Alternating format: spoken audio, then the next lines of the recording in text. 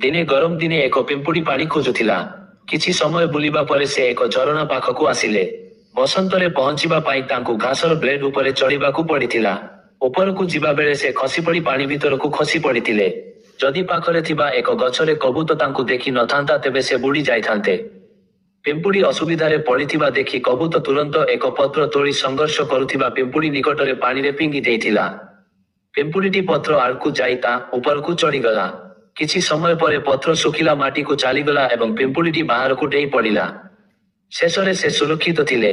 ଠିକ୍ ସେହି ସମୟରେ ନିକଟରେ ଥିବା ଜଣେ ଶିକାରୀ କବୁତ ଉପରେ ଜାଲ ଫିଙ୍ଗିବାକୁ ଯାଉଥିଲେ ଏବଂ ଏହାକୁ ଫସାଇବା ଆଶାରେ ସେ ନ କରିବାକୁ ଯାଉଛନ୍ତି ତାହା ଅନୁମାନ କରି ପିମ୍ପୁଡ଼ି ତୁରନ୍ତ ତାଙ୍କୁ ଗୋଡ଼ରେ କାମୁଡ଼ି ଦେଇଥିଲା। ଯନ୍ତ୍ରଣା ଅନୁଭବ କରି ଶିକାରୀ ନିଜ ଜାଲ ଛାଡ଼ିଦେଲେ। କଇଁଛଟି ତୁରନ୍ତ ସୁରକ୍ଷିତ ସ୍ଥାନକୁ ଚାଲି ଯାଇଥିଲା। ଗୋଟିଏ ଭଲ ମୁଡ୍ ଅନ୍ୟକୁ ଆକର୍ଷିତ କରିଥାଏ। ଏହିଭଳି ନୂଆ ନୂଆ ଷ୍ଟୋରି ଶୁଣିବା ପାଇଁ ମୋର ୟୁଟ୍ୟୁବ୍ ଚ୍ୟାନେଲ ସବସ୍କ୍ରାଇବ୍ କରି ପାଖରେ ଥିବା ବେଲ୍ ବଟନଟିକୁ ଦବାଇ ଦିଅନ୍ତୁ।